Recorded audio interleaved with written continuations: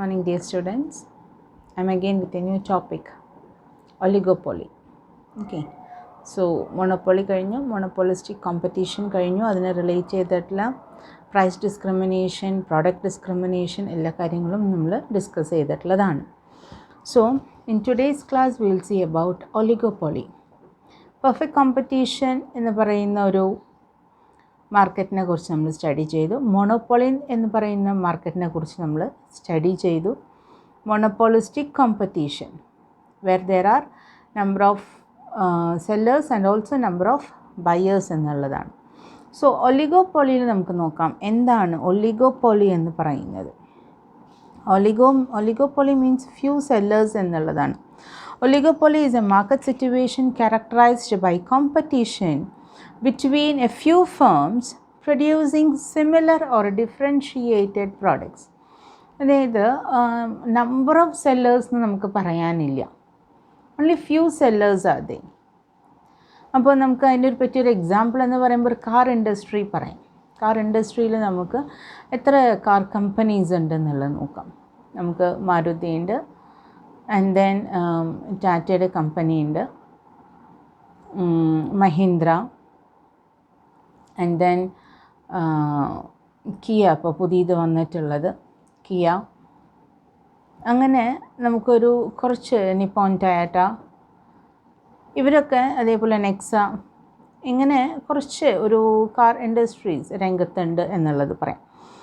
So oligopoly എന്ന് പറയുന്നത് where there are only few sellers, കുറച്ച് സെല്ലേഴ്സേ നമുക്കതിലുള്ളൂ. ഇവരെല്ലാവരും ഒന്നുകിൽ സിമിലർ പ്രോഡക്റ്റ്, അതല്ലാന്നുണ്ടെങ്കിൽ ഡിഫറൻഷിയേറ്റഡ് പ്രോഡക്റ്റ്. അപ്പോൾ ഡിഫറൻഷിയേറ്റഡ് പ്രോഡക്റ്റ് അല്ലെങ്കിൽ സിമിലർ പ്രോഡക്റ്റ് എന്ന് പറയുമ്പോൾ ഏകദേശം ഒരു ടൈപ്പ്. ഇപ്പോൾ നമ്മുടെ ഡസ്റ്റർ എന്ന് പറയുന്ന ഒരു ടൈപ്പ് SUV ടൈപ്പാണ്. അതിനെ ബേസ് ചെയ്തിട്ട് ബ്രസ SUV ടൈപ്പ്. ഓക്കെ, കിയയുടെ സെൽറ്റോസ് SUV ടൈപ്പ്. ഇങ്ങനെ അവരതിൽ SUV ടൈപ്പുകളിൽ അങ്ങനെ ആയിട്ട് ഓരോ കാർ ഇൻഡസ്ട്രിയും അവർ ഒന്നെങ്കിൽ സിമിലർ ആയിട്ടുള്ള പ്രോഡക്റ്റ് തന്നെ. അതേപോലെ തന്നെ ഹോണ്ടയുണ്ട്, ഹൈൻഡായ് ഉണ്ട്. സോ ഇവരുടെയും ഏകദേശം കാറുകൾ നോക്കുമ്പോൾ SUV ടൈപ്പ് എന്ന് പറയുമ്പോൾ ഒക്കെ ഏകദേശം ഒരേ മോഡലിൽ വരുന്ന ഒരു ടൈപ്പാണ്. സ്മോൾ കാർസ് എന്ന് പറയുമ്പോൾ അതിനെ റിലേറ്റ് ചെയ്ത് ഏകദേശം ചെറിയ അതിൽ വരുന്ന മോഡലിൻ്റെയോ അല്ലെങ്കിൽ അതിൻ്റെ വരുന്ന സ്ട്രക്ചറിൽ വരുന്ന ഒരു വ്യത്യാസം മാത്രമേ നമുക്കതിൽ പറയാനായിട്ടുള്ളൂ. അപ്പോൾ സിമിലർ പ്രോഡക്റ്റ് ആയിരിക്കാം, അതല്ലാന്നുണ്ടെങ്കിൽ ചെറിയ ഡിഫറൻസോട് കൂടിയിട്ട് വരുന്ന പ്രോഡക്റ്റ് ആയിരിക്കാം. Same type of company. Okay, ഞാനൊരു സാധാരണക്കാരുടെ കമ്പനീസ് മാത്രമേ ഞാൻ പറഞ്ഞിട്ടുള്ളൂ. ഹയർ ഗ്രേഡിലേക്ക് ഞാൻ പോയിട്ടില്ല. കാരണം നമുക്ക് നമ്മുടെ BMW, ബെൻസ്, ആ ഒരു ജാഗ്വർ, ആ ഒരു നമുക്ക് ലംബോർഗിനി, ആ ഒരു കാറ്റഗറിയിലേക്ക് ഞാൻ കടന്നിട്ടില്ല. ഓക്കെ, അപ്പം നമുക്ക് സാധാരണ നമ്മുടെ ഇതിൽ ഒതുങ്ങാവുന്നത്, നമ്മുടെ കൊക്കിൽ ഒതുങ്ങാവുന്നത് നമുക്ക് നിങ്ങൾക്കൊരു എക്സാമ്പിളായിട്ട് പറഞ്ഞാൽ പെട്ടെന്ന് ഐഡൻറ്റിഫൈ ചെയ്യാനായിട്ട് നമുക്ക് സാധിക്കും. അപ്പോൾ ആ ഒരു ടൈപ്പ് ഓഫ് മോഡൽസ് നമ്മൾ പറഞ്ഞു. മാരുതിയുടെ ഏറ്റവും വിജയിച്ച ഒരു മോഡലാണ് മാരുതി 800 എന്ന് പറയുന്നത്. ആ മോഡൽ വേറെ കാർ കമ്പനീസ് ആരും ഇറക്കിയിട്ടില്ല. ഓക്കെ, അതേപോലെ പിന്നെ സെൻ വന്നു, പിന്നെ അതിൽ നിന്ന് ചെറിയൊരു മാറ്റങ്ങളോട് കൂടിയിട്ടാണ് ഓൾട്ടോ എന്ന് പറയുന്ന സംഭവം വന്നിട്ടുള്ളത്.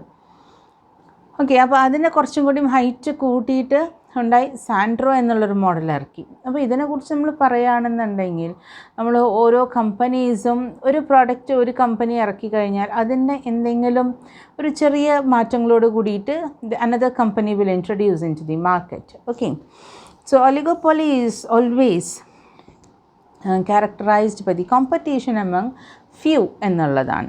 So markets for passenger cars, motorcycles, scooters etc. are characterized by a limited number of firms. ഏകദേശം ഒരു 5-6 അല്ലെങ്കിൽ ഒരു 10 കമ്പനീസൊക്കെ അതിൽ ഉണ്ടാവുള്ളൂ. Okay, next will see what are the features of oligopoly. അപ്പോൾ ഒലിഗോപോളി ഞാൻ പറഞ്ഞപ്പോൾ തന്നെ നമുക്ക് ഏകദേശം മനസ്സിലായി. ഫസ്റ്റ് ഫീച്ചറായിട്ട് എന്താണ് വരിക? There are only few sellers എന്നുള്ളതാണ്. And then interdependence between firms. Since the number of firms is limited, any action by one firm will lead to reaction from other firms. അല്ലേ, ഏതെങ്കിലും ഒരു തരത്തിൽ ഒരു ഫേമിൽ എന്തെങ്കിലും ചേഞ്ചസ് കൊണ്ടുവരാണെന്നുണ്ടെങ്കിൽ മറ്റ് ഇൻഡസ്ട്രി അല്ലെങ്കിൽ മറ്റ് ഫേമുകൾക്ക് അത് വേറെ രീതിയിലായിരിക്കും എഫക്റ്റ് ചെയ്യാം. ഇപ്പോൾ സേ ഫോർ എക്സാമ്പിൾ ഏതെങ്കിലും ഒരു മോഡൽ ഒരു കമ്പനി നിർത്തി കഴിഞ്ഞാൽ അതർ കമ്പനീസിന് ചിലപ്പോൾ അത് ക്ലിക്കായിട്ടുള്ള മോഡലാണെന്നുണ്ടെങ്കിൽ അവിടെ ഭയങ്കര ഇൻക്രീസ് ആയിരിക്കും, സെയിൽസ് ഭയങ്കര ഇൻക്രീസ്ഡ് സെയിൽസ് ആയിരിക്കും അതിലുണ്ടായിരിക്കാം. ഇനി അതല്ല, if one firm reduces the price of its product എന്ന് പറഞ്ഞു കഴിഞ്ഞാൽ അതർ ഫേംസും അതുപോലെ ചെയ്യേണ്ടി വരികയാണ്. അല്ലാന്നുണ്ടെങ്കിൽ ഓഫേഴ്സും ബെനിഫിറ്റ്സും കൊടുത്തില്ല എന്നുണ്ടെങ്കിൽ അവരുടെ പ്രോഡക്റ്റിന് സെയിൽ ഉണ്ടാവില്ല. And then this leads to interdependence between firms. അപ്പോൾ നമ്മൾ എന്താ പറയുക, മറ്റുള്ള സ്ഥാപനങ്ങളും നമ്മൾ തമ്മിൽ ഇൻ്റർഡിപ്പെൻഡൻ്റ് ആണ്, സെയിം ഇൻഡസ്ട്രിയിൽ വരുന്നവരാണെന്നുണ്ടെങ്കിൽ. And then there is no barriers to entry. As in perfect competition and monopolistic competition, in oligopoly also there are no barriers to the entry of new firms. അപ്പോൾ എവിടെയാണ് നമുക്ക് ബാരിയർ ഉണ്ടായിരുന്നത്? മൊണോപ്പൊളിയിൽ വിചാരിച്ച പോലെ അത്ര എളുപ്പം നമുക്കൊരു എൻട്രി കിട്ടില്ല. And then product may be homogeneous or differentiated. ചെറിയ മാറ്റങ്ങളൊക്കെ ഉണ്ടായിരിക്കാം, അതല്ലാന്നുണ്ടെങ്കിൽ സെയിം ടൈപ്പ് ഓഫ് പ്രോഡക്റ്റ് തന്നെ ആയിരിക്കാം, homogeneous same type of product തന്നെ ആയിരിക്കാം. The product sold in the oligopoly market can be either homogeneous like cooking gas, steel and petrol. Differentiated എന്ന് പറയുമ്പോൾ മോട്ടോർ സൈക്കിൾസ് ആൻഡ് സ്കൂട്ടേഴ്സ് ഒക്കെ നമുക്ക് നല്ലൊരു എക്സാമ്പിളായിട്ട് നമുക്ക് പറയാം. And then selling cost. Oligopolistic firms incur huge expenditure on advertisement and other sales promotional techniques. കാരണം ആകെ കൂടി ഫ്യൂ കമ്പനീസേ ഉള്ളൂ. സോ അവർ ഓരോരുത്തരും അവരവരുടെ ഫേമിന് എത്രത്തോളം അഡ്വർടൈസ്മെൻറ്റ് കൊടുക്കുന്നു അത്രയും ബൂസ്റ്റപ്പ് ആവും അവരുടെ സെയിൽസ് എന്നുള്ളതാണ്. Then Indeterminateness of demand curve. The demand curve facing the firm under perfect competition, monopoly and monopolistic competition are determinate. നമുക്ക് ഏകദേശം ഡിറ്റർമൈൻ ചെയ്യാനായിട്ട് സാധിക്കും. This means that the firms have a definite idea about potential demand for their products. എത്രത്തോളം നമുക്ക് demand create ചെയ്യാനായിട്ട് സാധിക്കും എന്നുള്ളത് perfect കോമ്പറ്റീഷനിലും മോണോപ്പൊളിയിലും monopolistic കോമ്പറ്റീഷനിലും നമുക്ക് പ്രഡിക്റ്റ് ചെയ്യാനായിട്ട് സാധിക്കും. ഇവിടെ this is not so clear in oligopoly. Because of interdependence of firms, demand is indefinite. അല്ലേ, നമ്മൾ പരസ്പരം ഡിപ്പെൻഡൻ്റ് ആണ് ഇവിടെ. അപ്പോൾ അതിൽ വരുന്ന മാറ്റങ്ങളായിരിക്കും നമ്മളെ ദാറ്റ് ഈസ് നമ്മുടെ ഡിമാൻഡിനെയും അത് സാരമായിട്ട് ചിലപ്പോൾ ഏത് രീതിയിലാണ് അഫക്റ്റാണോ ചെയ്യുന്നത് എഫക്റ്റാണോ ചെയ്യുന്നത് നമുക്ക് അറിയില്ല. For instance, if a firm A under oligopoly cuts a price expecting to sell more, firm B, C and D also may cut the price. ചിലപ്പോൾ അവർക്കത് നഷ്ടമുണ്ടാക്കിയേക്കാം. Therefore, the expected increase in demand by A will not materialize. അപ്പോൾ A price കുറച്ചു അവരെ product sale ചെയ്യാനായിട്ട് automatically ബിയും സിയും ഡിയും ഒക്കെ എല്ലാ ഫേമുകളും അവരും റേറ്റ് കുറച്ചു. അപ്പോൾ ഏത് പ്രോഡക്റ്റിൻ്റെ സെയിൽസ് ആണോ അവിടെ ഇൻക്രീസ് ചെയ്തത്? അല്ല, ഇൻക്രീസ് ചെയ്യുന്നെങ്കിൽ ചിലപ്പോൾ എല്ലാവരെയും ചെയ്തേക്കാം.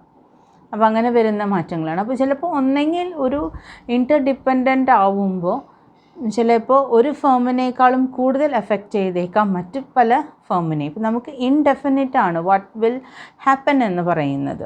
ഓക്കെ, സോ ഫീച്ചേഴ്സ് എന്തൊക്കെയാണ്? ഫ്യൂ സെല്ലേഴ്സാണ്, ഇൻ്റർഡിപ്പെൻഡൻ്റ് ആണ് ഫേമുകൾ തമ്മിൽ, no barriers to entry for the newcomers, product may be homogeneous or differentiated, selling cost, Indeterminateness of demand curve. അങ്ങനെ 6 പോയിൻ്റാണ് നമുക്കിതിൽ വരുന്നത്. And next is indeterminate pricing and output in oligopoly. അപ്പോൾ അങ്ങനത്തെ ഒരു സിറ്റുവേഷനിലാണെന്നുണ്ടെങ്കിൽ എത്ര നമ്മൾ പ്രൊഡ്യൂസ് ചെയ്യും, എങ്ങനെയാണ് നമ്മളത് ഡിറ്റർമിനേറ്റ് ആയിട്ട് ചെയ്യാനായിട്ട് സാധിക്കുക എന്നുള്ള കാര്യങ്ങളാണ്. In oligopolistic market situation a small number of firms compete with each other. The sales of each firm under oligopoly depend on the price charged by it as well as the price charged by other firms. If a firm reduces its price, its sales would increase. In such a situation, the sales of other firms in the market would decrease. അല്ലേ, other മാർക്കറ്റിൽ നമ്മൾ ഉദ്ദേശിക്കുന്നത് എന്താണ്? Rate നമ്മൾ ഇവിടെ കുറച്ച് കഴിഞ്ഞാൽ ഇവിടെ സെയിൽസ് ഇൻക്രീസ് ചെയ്യും, പക്ഷേ മറ്റ് പല സ്ഥലങ്ങളിലും ചിലപ്പോൾ റെഡ്യൂസ് ചെയ്തേക്കാം. In such a scenario the other firms would also bring down their prices. അല്ലേ, അപ്പോൾ അതർ ഫേംസിലും ആ മാർക്കറ്റിലുള്ള അതർ ഫേംസും എന്ത് ചെയ്യാണ്? അവരും പ്രൈസ് കുറയ്ക്കേണ്ട ഒരു സിറ്റുവേഷനിലേക്ക് അവരും വരികയാണ്. Similarly when one firm raises its price, other firms may not raise their price. അപ്പം അതിൽ ഒരു ഫേം എന്ത് ചെയ്യാണ്, ഞാൻ പ്രൈസ് കൂട്ടാൻ ഉദ്ദേശിക്കുകയാണ് എന്ന് പറഞ്ഞു കഴിഞ്ഞാൽ, അല്ലെങ്കിൽ അവരത് ചെയ്താൽ മറ്റുള്ളവർ ചിലപ്പോൾ അതുപോലെ ചെയ്യണം എന്നില്ല. കാരണം അവർക്ക് ഇമ്പോർട്ടൻ്റ് എന്താണ്, അവരുടെ സെയിൽസാണ്. So if anyone increases his price, let him do and let his sales decrease എന്നാണ് അവർ വിചാരിക്കുന്നത്. So these people are not interested to increase their prices.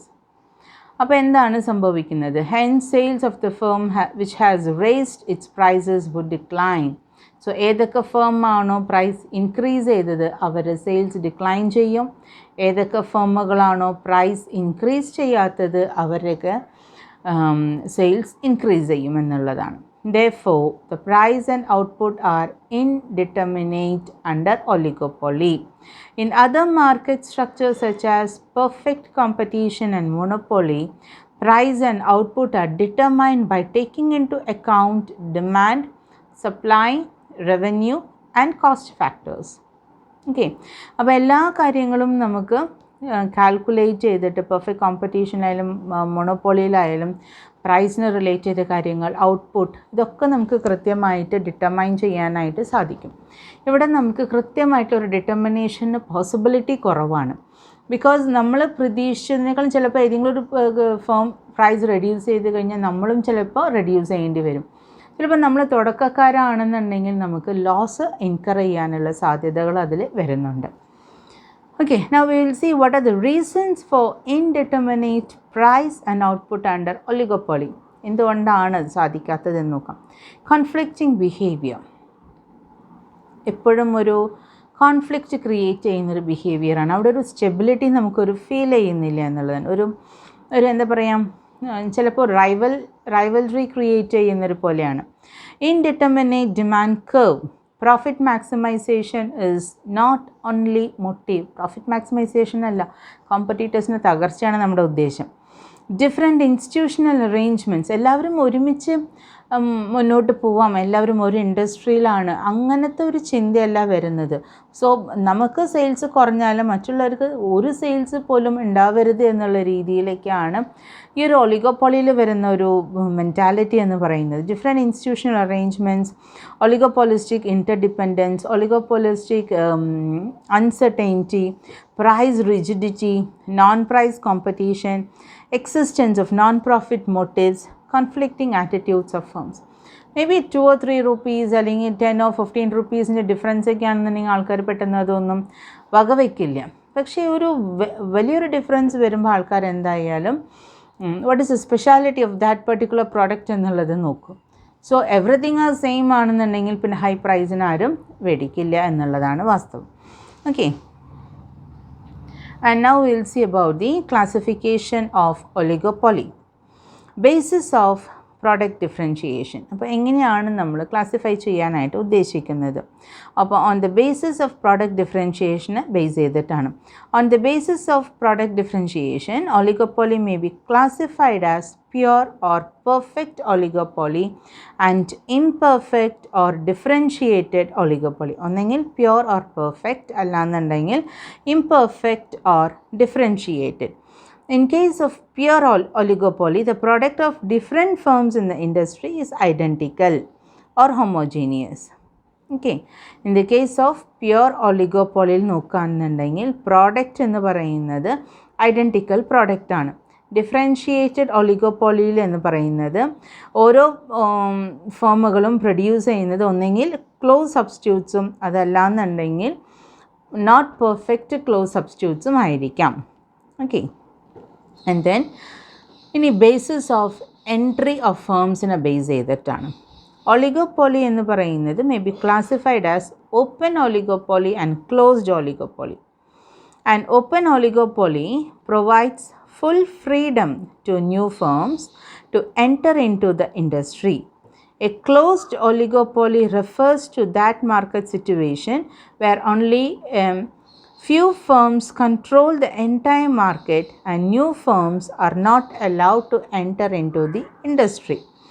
ഒളിഗോപോളിയിലെ open oligopoly ആണെന്നുണ്ടെങ്കിൽ നമുക്ക് ഏത് ഫേമിന് വേണമെന്നുണ്ടെങ്കിലും എപ്പോൾ വേണമെന്നുണ്ടെങ്കിലും എൻറ്റർ ചെയ്യാനുള്ള ഇൻഡസ്ട്രിയിലേക്ക് എൻറ്റർ ചെയ്യാനുള്ള എല്ലാ പ്രിവിലേജസും വി ആർ ഗിവിങ്.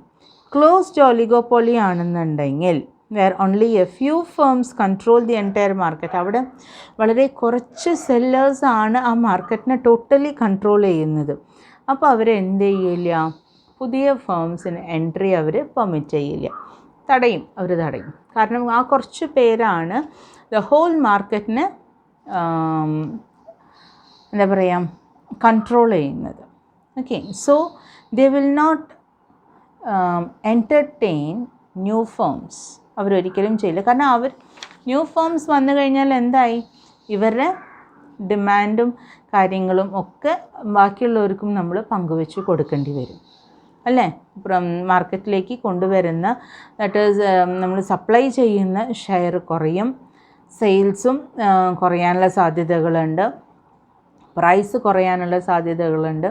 അങ്ങനെ പതുക്കെ നമ്മൾ എൻജോയ് ചെയ്തിരുന്ന ഓരോ പ്രിവിലേജസും നമ്മുടെ കയ്യിൽ നിന്ന് ഇല്ലാതാകുന്ന ഒരു സിറ്റുവേഷനാണ്.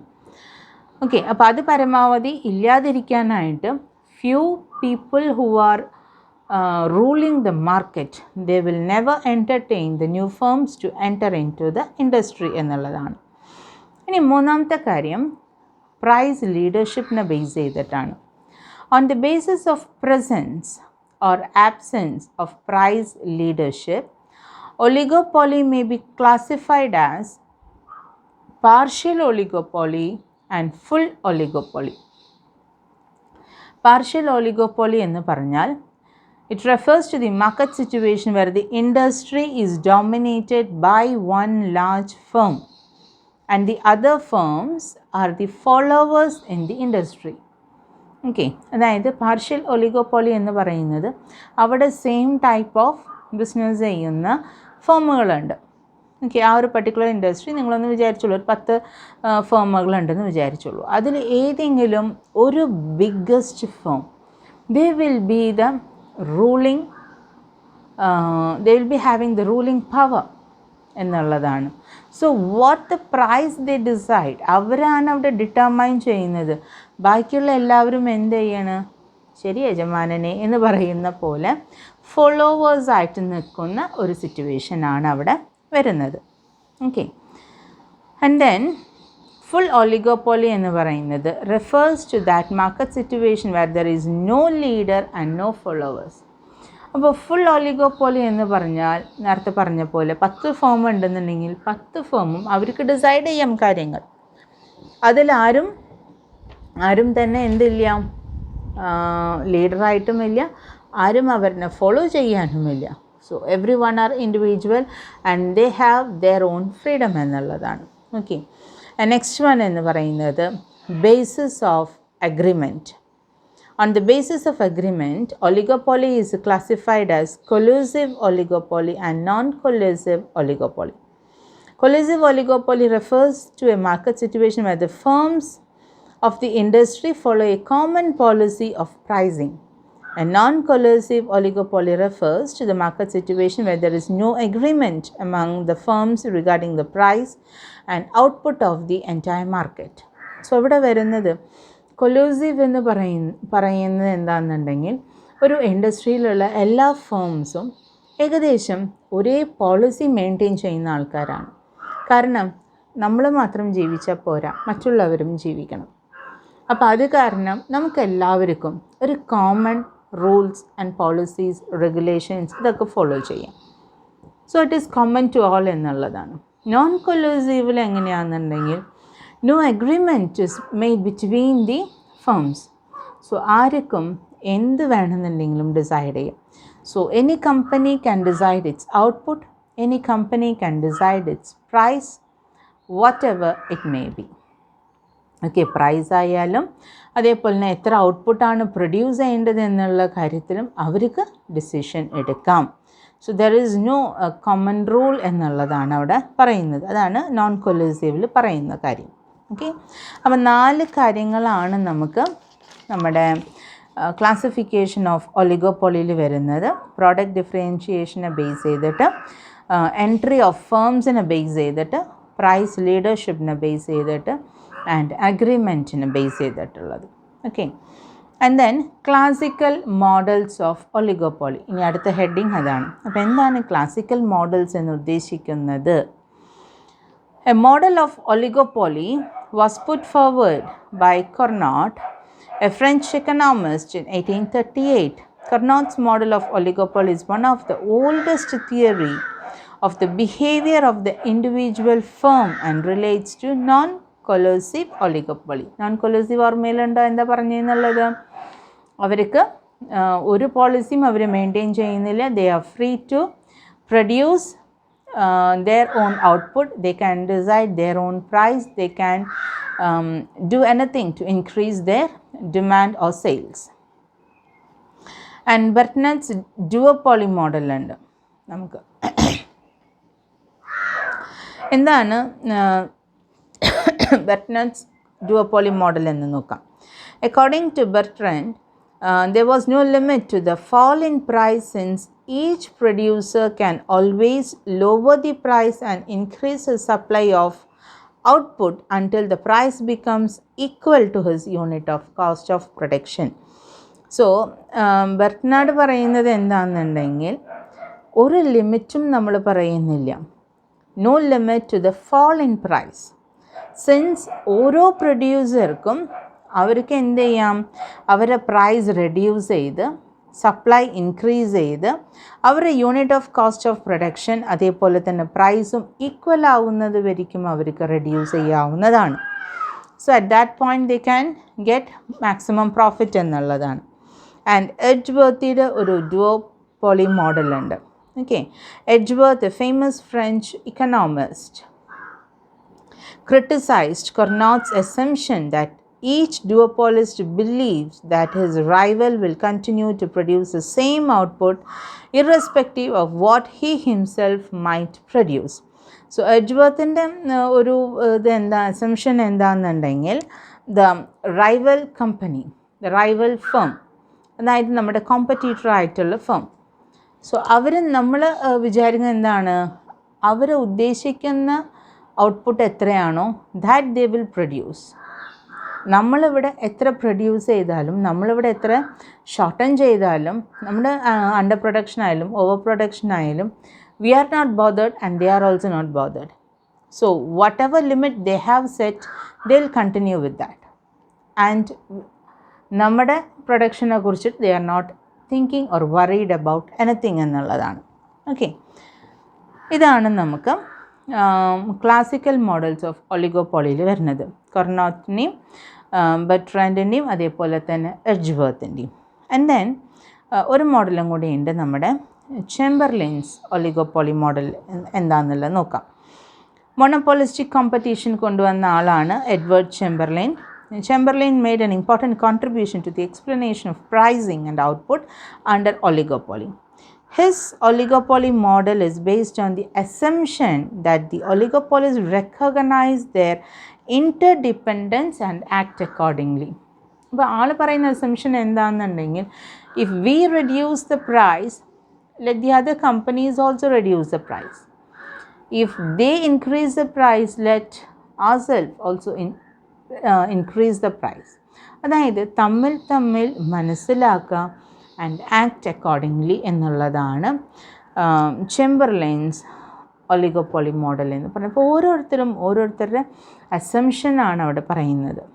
ഓക്കെ, ബെർട്രാൻഡ് ഡുവോപോളി മോഡൽ എന്തായിരുന്നു നമുക്കറിയാം. fall in price എന്ന് പറയുന്നത് നമ്മൾ ഒരു ലിമിറ്റും നമ്മൾ വയ്ക്കുന്നില്ല.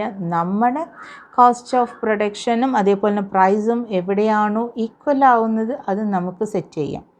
കൊർണോട്ടിനെ നോക്കുകയാണെന്നുണ്ടെങ്കിൽ ഹിസ് ഫ്രഞ്ച് എക്കണോമിസ്റ്റ് ആണ്. ആളുടെ കാര്യങ്ങൾ behaviour of the individual firm and relates to non collusive oligopoly. They are not bothered about any one. അവർ ഇൻഡസ്ട്രിയിലുണ്ടെങ്കിൽ അവർ ഡിസൈഡ് ചെയ്യും how much they have to produce എന്നുള്ള കാര്യങ്ങളൊക്കെ. ആൻഡ് എഡ്ജ്വർത്ത് എന്ന് പറയുന്നത് ആളുടെ അസംഷൻ എന്താണെന്നുണ്ടെങ്കിൽ his rival will continue to produce the same output irrespective of what he himself might produce.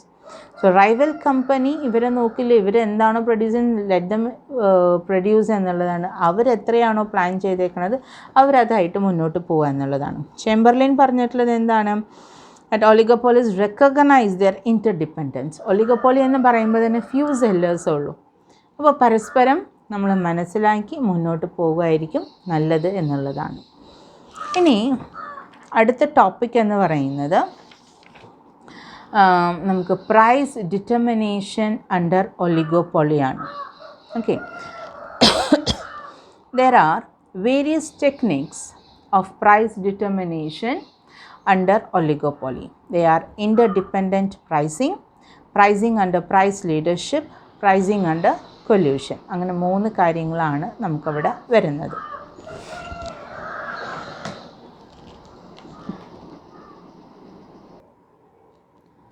So we'll see about price determination under oligopoly. അപ്പോൾ എത്ര എണ്ണം ഉണ്ടെന്നുള്ളതാണ്. There are various techniques of price determination under oligopoly. 3 കാര്യങ്ങളാണ് നമുക്ക് വരുന്നത്. ഒന്ന് independent pricing, അതായത് kinked demand curve എന്ന് നമ്മൾ പറയും. Second one is pricing under price leadership and third one is pricing under collusion. അങ്ങനെ 3 കാര്യങ്ങളാണ്. അതിൽ കിങ്ക്ഡ് ഡിമാൻഡ് കർവ് അവരെപ്പോഴും ചോദിക്കുന്ന ഒരു ഭാഗമാണ്. Okay, the concept of kinked demand curve under oligopoly developed ചെയ്തിട്ടുള്ളത് Paul M. Sweezy. Kinked demand curve explains the peculiar nature of demand under oligopoly conditions. എന്തൊക്കെയാണെന്നുള്ളത് നോക്കാം. Okay, we have seen that oligopoly is characterized by interdependence of firms. Actions of each firm will be watched by rival firms. Okay, so ഒലിഗോപോളിയിൽ ഇവിടെ പറയുന്നത് price rigidity model പറയുന്നത് എന്താണെന്നുണ്ടെങ്കിൽ interdependence ആണ്, അല്ല, ഒരു ഇൻഡസ്ട്രിയിൽ ഉള്ള പല ഫേമുകളും തമ്മിലുള്ള ഇൻ്റർഡിപ്പെൻഡൻസിനെ കുറിച്ചിട്ടാണ് നമ്മളിവിടെ പറയുന്നത്. അപ്പോൾ ഇവിടെ എന്തുണ്ടാവണമെന്നുണ്ടെങ്കിൽ അതർ റൈവൽ ഫേംസ്, ഇപ്പോൾ നമ്മുടെ ഫേമിനെ ബാക്കി ചുറ്റുമുള്ള ഫേമുകൾ നോക്കി വീക്ഷിച്ചുകൊണ്ടിരിക്കണം എന്തൊക്കെ ആക്ഷൻസ് ആണ് നമ്മുടെ ഫേമിൽ നമ്മൾ ചെയ്യുന്നത് എന്നുള്ളത്. Okay, what actions we are doing എന്നുള്ളത് all the other firms are watching. This leads to price rigidity. Price rigidity means that the price will tend to be rigid. If one firm reduces the price with the intention of attracting more customers, other firms will also reduce prices. Okay, price rigidity എന്ന് പറയുമ്പോൾ അതിനെപ്പോഴാണ് അതിനൊരു മാറ്റം വരുന്നത് എന്നുള്ളത്. If one firm reduces, ഇപ്പോൾ അതിലുള്ള 10 ഫേമിൽ ഒരു firm reduce ചെയ്യണം, എന്തിനു വേണ്ടിയിട്ട്? To attract more customers. So other ഫേംസും എന്ത് ചെയ്യും? Automatically they will also reduce the prices. Therefore, the firm that reduced price first will not get more customers. അല്ലേ, ഒരു ഫേം എ എന്ന് പറയുന്നൊരു ഫേം ഉണ്ടെന്നുണ്ടെങ്കിൽ അവർ പ്രൈസ് റെഡ്യൂസ് ചെയ്തു എന്ന് വിചാരിക്കാം. അപ്പോൾ തന്നെ ഇമ്മീഡിയറ്റ് ആയിട്ട് ബി സി ഡി എന്ന് പറയുന്ന അതർ ഫേംസും റെഡ്യൂസ് ചെയ്തു. പക്ഷേ എ റെഡ്യൂസ് ചെയ്തത് കൊണ്ട് എല്ലാ കസ്റ്റമേഴ്സും അവരുടെ അടുത്തേക്ക് വരണമെന്നില്ല, അല്ലേ, ഓട്ടോമാറ്റിക്കലി എല്ലാവരും കുറച്ചിട്ടുണ്ട്, സ്പ്രെഡ് ചെയ്ത് പോയേക്കാം. In other words, this firm will not experience increase in demand. Therefore, its demand curve will be relatively inelastic. On the other hand, if one firm raises the price of the product, it will lose its customers because other firms will not raise their prices. Okay, ഇത് price reduce ചെയ്യേണ്ട കാര്യത്തിലാണ് നമ്മൾ എന്ത് പറഞ്ഞത്? ഒരു firm price reduce ചെയ്ത് കഴിഞ്ഞാൽ ബാക്കി എല്ലാവരും കുറയ്ക്കും. പക്ഷേ ഇനി അതിൻ്റെ നേരെ ഓപ്പോസിറ്റ് ഉള്ള സിറ്റുവേഷൻ നമുക്ക് നോക്കാം. ഏതെങ്കിലും ഒരു ഫേം പ്രൈസ് ഇൻക്രീസ് ചെയ്യുകയാണെന്നുണ്ടെങ്കിൽ ബാക്കിയുള്ളവർ എന്ത് ചെയ്യില്ല? ഇൻക്രീസ് ചെയ്യില്ല.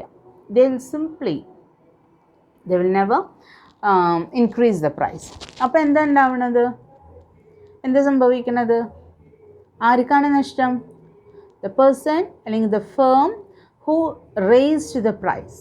കാരണം അവരുടെ കയ്യിൽ ഓൾറെഡി ഉള്ള കസ്റ്റമേഴ്സും നഷ്ടപ്പെടും. ബിക്കോസ് കസ്റ്റമേഴ്സ് നോക്കിക്കൊണ്ടിരിക്കുകയാണ് ആരാണ് പ്രൈസ് റെഡ്യൂസ് ചെയ്യുന്നത് എന്നുള്ളത്. So one firm has increased and other firms has not increased. So അവരുടെ പ്രൈസ് റെഡ്യൂസ്ഡ് ലെവൽ തന്നെയാണ് നിൽക്കുന്നത്. അപ്പോൾ കസ്റ്റമേഴ്സ് എന്ത് ചെയ്യുന്നത്? നേരെ അവരുടെ കയ്യിൽ നിന്ന് പ്രോഡക്റ്റ് മേടിക്കാം. Okay. In this situation, the firm that rise the price will experience sharp reduction in demand. അപ്പോൾ ഈ പ്രൈസ് റേസ് ചെയ്ത ഫേം അവർക്ക് ഭയങ്കര ഷാർപ്പ് റിഡക്ഷനാണ് അവരുടെ ബിസിനസ്സിൽ അല്ലെങ്കിൽ അവരുടെ ഡിമാൻഡിൽ അവർക്ക് സംഭവിക്കുന്നത്.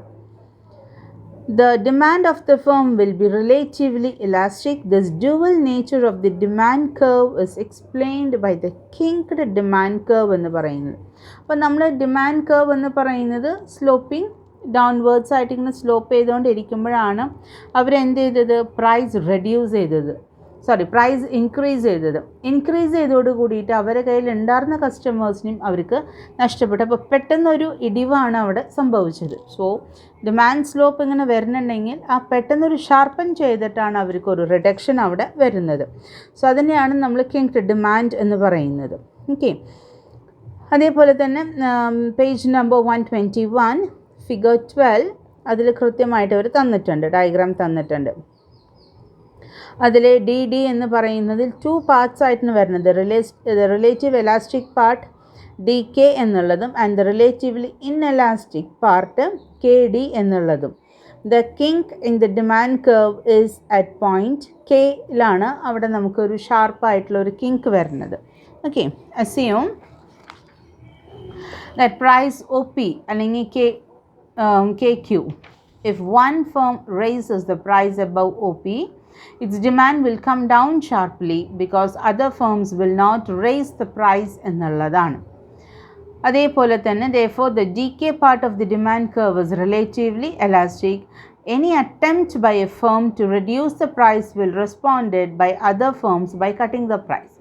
അപ്പോൾ ഏതെങ്കിലും ഒരു ഫേം റെഡ്യൂസ് ചെയ്ത ബാക്കി എല്ലാവരും റെഡ്യൂസ് ചെയ്യും. ഏതെങ്കിലും ഒരു ഫേം റേസ് ചെയ്ത് കഴിഞ്ഞാൽ ബാക്കി എല്ലാവരും റേസ് ചെയ്യണമെന്നില്ല. Therefore, the firm that cuts a price will not experience any expansion in demand. Therefore, the KD part of the demand curve is relatively inelastic. This means that there will be a tendency for the price to remain rigid at OP. Okay, ചിലപ്പോൾ increase ചെയ്യാനോ decrease ചെയ്യാനോ നമുക്ക് അതിനുള്ള possibilities ഉണ്ട് എന്നുള്ളതാണ് നമ്മൾ ഇതുകൊണ്ട് ഉദ്ദേശിക്കുന്നത്. ഓക്കെ. ഇനി നമ്മുടെ അടുത്ത ടോപ്പിക് എന്ന് പറയുന്നത് പ്രൈസ് ലീഡർഷിപ്പാണ്. So I will wind up with this.